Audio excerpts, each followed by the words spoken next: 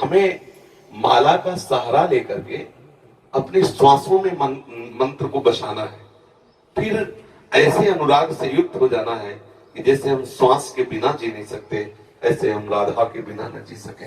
बात यहाँ पहुंचनी ये कम, वो तो मतलब बहिर्मुख वृत्ति में फिर इसका धीरे धीरे हम अभ्यास अंतर्मुखता के करते हैं। जब अंतर्मुख वृत्ति हो जाती तो सही मानना, माला उठाने की इच्छा नहीं होती, सही मानना। और जहां एक माला ऐसे करो तो विक्षेप सा लगता है, जिनका प्रवेश है वो समझते होंगे। जैसे आप बैठे हो, प्रतिपल मंत्र का ध्यान हो रहा, आप ध्यान पूर्वक डूब रहे हो, अब उसमें प्रत्येक गुरिया सकलाना, उसको सुमेरवाने पर गिनती किस लिए सकलाना, ये सब बाधा सी लगती है।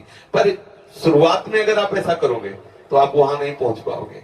वहां तक पहुंचने के लिए सहयोगी है, मगर एक समय ऐसा आता है और ऐसा करना चाहिए। प्रत्येक साधक को कुछ समय तक बिना माला के मंत्राकार वृत्ति करने की चेष्टा करनी चाहिए। कभी आपका ये नासवान शरीर है, मान लो अंगुली टूट जाए, अंगूठा टूट जाए, ये नासवान है। अगर हमने केवल माला से अभ्यास किया तो हमारा भजन रुक जाएगा। ये अनुभव की बात कहते हैं। जैसे हमने 50 माला निज मंत्र का जप करने का नियम लिया, तो 50 के बाद जो मन है ना, वो कहता है आज का काम हो गया। वो अंदर से कहता है आज का काम हो गया, मतलब वो उस समय सावधानी से अलग होने लगता है। और जब हमें प्रतिपल उसका, अच्छा, जब हमारे हाथ में माला नहीं होगी तो हमें मंत्र चलाने में मुश्किल पड़ेगा और लगेगा माला चाहिए, क्योंकि अभ्यास आपने किया है। कई तरह का अभ्यास करके इसको मन को फंसाना चाहिए। जैसे मानो माला ही है तो हमें गिनती की जरूरत थोड़ी, ये माला चल तो रहा है, माला ही तो चल रहा है, अब बिल्कुल न गुरिया है न माला है। अरे इसको फंसाना ही तो है मन को, राधे श्याम राधे श्याम राधे श्याम। गणना में हमें किसी को बताना है क्या, राधे श्याम राधे श्याम। फिर धीरे धीरे इसको भी बंद कर दिया। आज्ञा चक्र में हम लिखते जाते हैं, बार बार नाम, बार बार नाम लिख रहे हैं। आंख खुला है तो बंद है तो बार बार नाम, एक एक मात्रा, एक एक अक्षर, उसमें हम डूब रहे हैं। अब देखो एकदम आपको एकदम रोमांच हो जाएगा, एकदम शीतलता है। जब मंत्र का तदाकार वृत्ति से 5 मिनट तदाकार हो जाए तो 24 घंटे के लिए बैटरी चार्ज। आप समझ लीजिए, ये मतलब अनुभव की 5 मिनट अगर डूब गए मंत्राकार वृत्ति में, कुछ याद नहीं रहा बाहर, तो 24 घंटे के लिए ऐसा आनंद दे देगा कि मंत्र अपने आप चलने लगेगा। अभी क्या होता है कि अंगुली में माला, जिह्वा पे नाम और वृत्ति बाहर, ये प्रारंभिक दशा में आवश्यक है। क्योंकि अगर हम प्रारंभिक दशा में केवल उसके ऊपर छोड़ देंगे तो विषयी मन वो कल्पना में फंसा देगा, नाम छूट जाएगा। प्रारंभिक दशा में बहुत सहयोगी माला है, माला भगवत स्वरूप है, पर एक स्थिति ऐसी आनी चाहिए कि हम बिना माला के भी भगवान नाम में, प्रियाजू के नाम में, प्रियाजू के रूप में हम डूबे। ये प्रेम रस की वृत्ति आने के लिए थोड़ा सहयोगी है, लेकिन पूरी वृत्ति माला में ही केवल ना लगा दे। नहीं तो देखा गया है, अंगूठा दर्द करने लगा, अंगूठे में चोट लग गई तो बहुत विक्षिप्त है, भजन नहीं हो रहा। हमें ऐसी कमजोर स्थिति नहीं रखनी। जब हम गुरु कृपा से इस मार्ग में प्रारंभ में आए तो ये गुरुजनों से सुनने को मिला कि जितना जितना नाम जप करोगे रूप का प्रकाश होगा। तो लोभ गुरु के वचनों से जागृत हो गया। तो जो पूर्व में सदगुरुदेव भगवान थे, बड़े जप प्रधान महापुरुष थे, सन्यासी थे, पर बहुत प्रणव जप प्रधान थे। रात्रि के 2 बजे हम जैसे उठते तो देखते जप में बैठे हैं, और दिन में जैसे विश्राम करते तो टहलते हुए आ जाए, उठ बैठ। महाराज जी भी विश्राम कर रहे थे इसलिए लेट गए थे। नहीं, किसान को देखो, वो जंगलों में जैसे गंगा किनारे था ना, कहते किसान को देखो हल जोत रहा, एक अन्न प्राप्त करने के लिए वो विश्राम नहीं कर रहा और गया हल जोतने। तुम बाबा जी बनना चाहते हो, इस समय पढ़े, चलो बैठो। और जब की और फिर उनके वचनों से लोभ हुआ कि नाम जब से, मंत्र जब से प्रभु का रूप आने लगता है तो कहीं ना कहीं आकर्षण तो होता है, तभी इस मार्ग में कोई कदम रखता है।